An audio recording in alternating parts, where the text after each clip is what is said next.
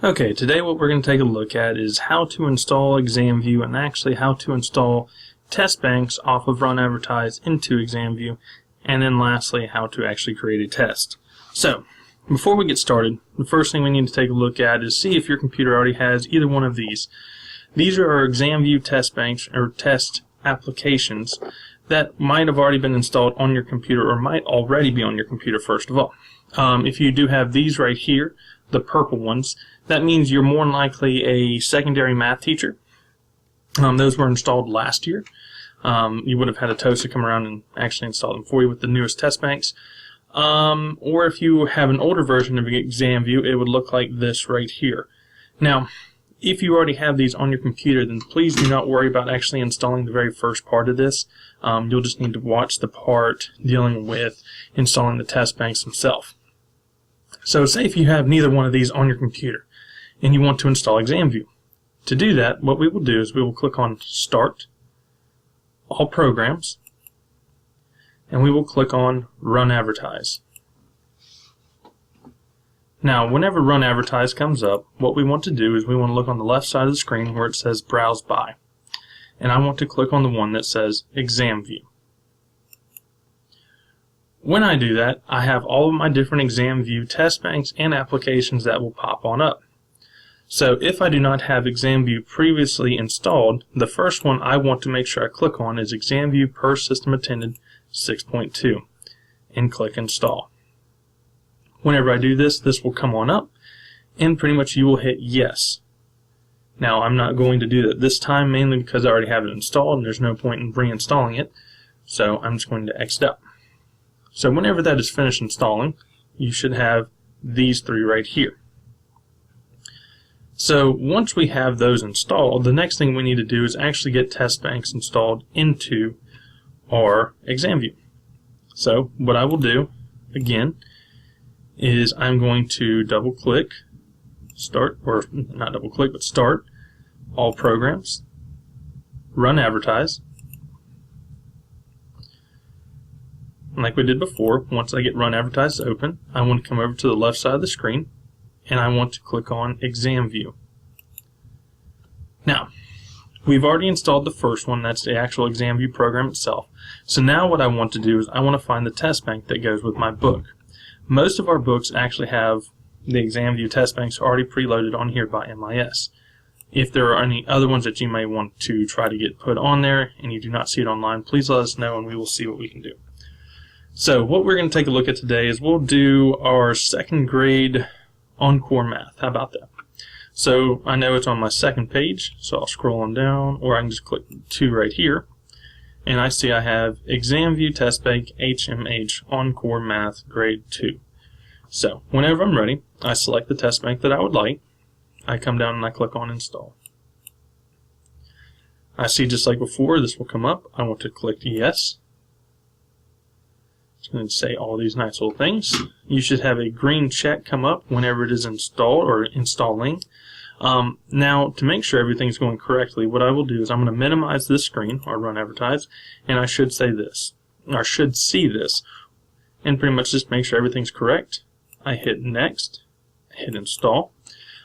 Usually these take pretty quick, or are usually very quick to install. This one, I'm not going to lie, may or may not actually install quickly, but most of the time they are installed very quickly. So, let's see. There we go. It's installing our files. And we're done. So, what you're going to see is you're not going to actually see it installed on the desktop itself.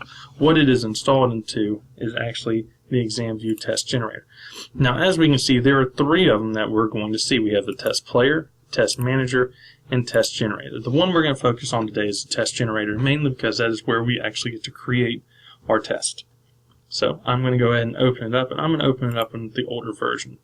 So they pretty much look exactly the same once you get into them. The only difference is the icons.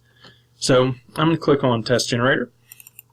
Now, if I open this up for the first time, it may prompt me to register, and it will ask you for sure to actually put in your information like your first, your last name, where the school district, Just fill that out. Now, whenever it asks you to register, please make sure to just go ahead and click on cancel. For right now, you don't have to. Now, if you would like to, you can, but you do not have to. So, when I'm ready, what I'm going to do is I'm going to click on create a new test using a wizard. Whenever I click on that, I'm just going to go ahead and name it. So I'm going to name it test. I'm going to hit next. And pretty much as I'll see, there's the test that the test bank that I just installed. And as you can see, I have other test banks that I've already done previously. So let's go ahead and use that test bank. So I click on it, and I'm going to hit open. Click on English, and we'll say we'll do operations algebraic thinking.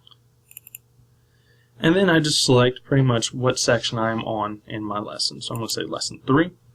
I click select, and I can see that test bank, or the question bank, is now the one I will be using. So let's go ahead and add a couple. So I've added the first 5, and it'll say 5 question banks selected with a total of 23 questions available. So I click next, and it says by broken down. And what you'll see with multiple subjects, or with more than one subject, you'll see multiple question types that you have access to. What we're going to do is let's just go ahead and I'm going to go ahead and hit select all. So I have 23 questions that I'm going to bring up. I hit next. It gives me a summary of pretty much what it's going to be. I hit finish, and here's my test. And as you can see, I can scroll on down to see every last little bit of the test. The nice thing, and one thing I really do like about Examview, is whenever you get down to the very bottom, it will actually have in Examview pretty much answer sheet. So here are all your here are all the questions answers, reference, the objective, national standard, which actually prints out with the test. Now, only if you wanted to print out once, you can't. Now, say if you're going through this and you find a question you kind of don't like the wording to, and maybe you want to change it up. So if I double-click on the question itself, so I'm going to double-click number 1, it brings up where I can actually come in here and adjust the question. Or if I want to scramble the answers or add more than 4 choices, different little things that I have access to be able to change. And whenever I'm done, all I do is just exit on out, and it should save. That is it for pretty much Examview. If you do have any other questions, please let us know, and we will be happy to get in touch with you to help you out with this. You can either get in touch with us at our email address at tosa@bay.k12.fl.us, or you can hit us up on Twitter at baytech2. Thank you.